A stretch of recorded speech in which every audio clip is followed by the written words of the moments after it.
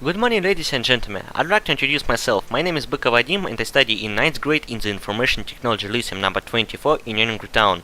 I want to present my project that calls System of Control of Thermometry and Hand Treatment with dispenser that I called anti-COVID-19. We all know what COVID is, and we also know a lot of pandemic recommendations introduced last May. We have to wash our hands and take our temperature.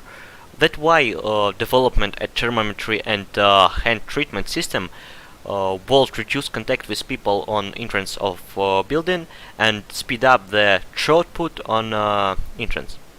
After this, I made a hypothesis.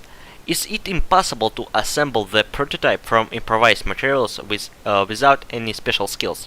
I think yes. That's why my object is to assemble the anti-COVID-19 prototype and test it in real pandemic conditions.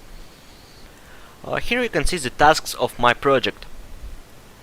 And here you can see the components of my work. It's WEMAS D1 mini board, battery, pump and other. After this I chose some programs for making my project. It's Autodesk Fusion 360, it's a 3D modeling software, and Arduino IDE, it's a software for programming. Here we can see the process of development of my prototype. For first I made a draw, you can see picture, and after this I assembled the prototype with plastic case. You also can see the pictures on my slide. After this I make a compression with NLX, and the results is just amazing because my project is better at all, including cost. You can see the parameters and analogs here on this slide.